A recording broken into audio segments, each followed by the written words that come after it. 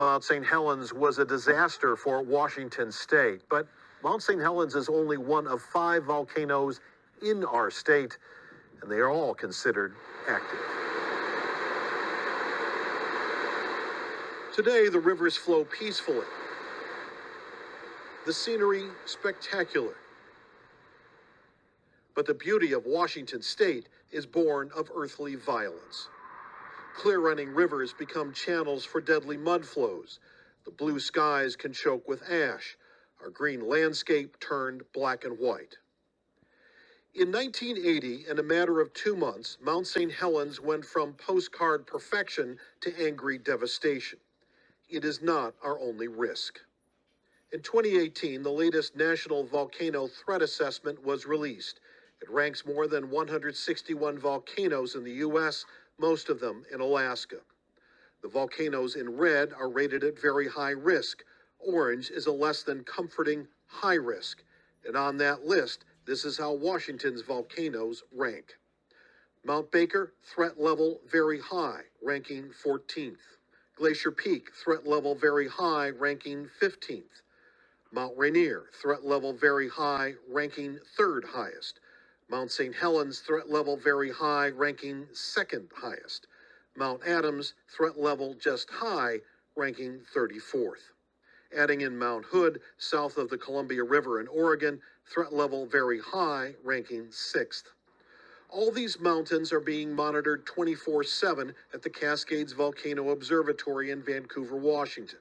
But they are not all at the same level. Where do you feel we are on that spectrum? It depends on the volcano.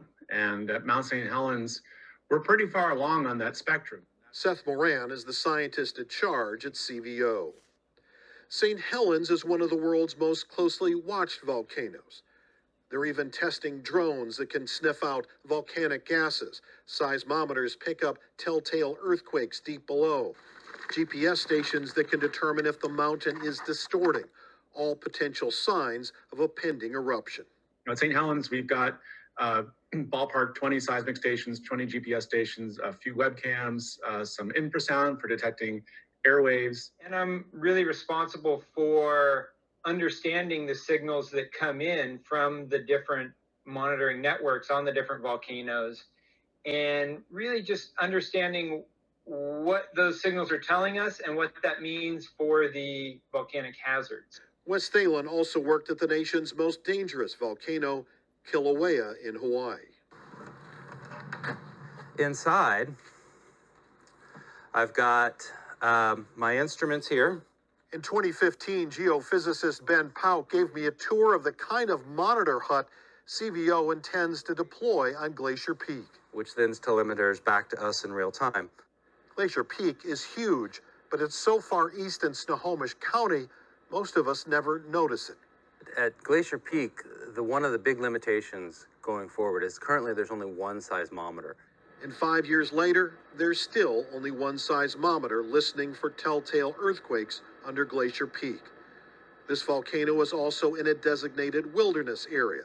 An instrument hut like this would have to be flown in by helicopter.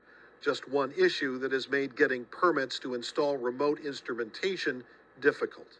Clearly, we have less instruments on Baker and Glacier, and that's a concern. We have a permit that is going through the Forest Service at Glacier Peak. That is moving forward. But while Glacier Peak remains a mystery mountain to most of us, that doesn't mean it can't hurt us, especially through those mud flows known as lahars.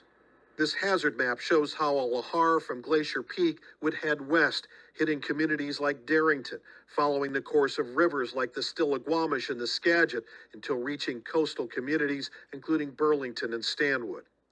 A lahar from Mount Baker would also flow down the Skagit as well as the Nooksack. Glacier Peak has a tremendous ashfall hazard as well, but the lahars can travel far downstream and affect communities.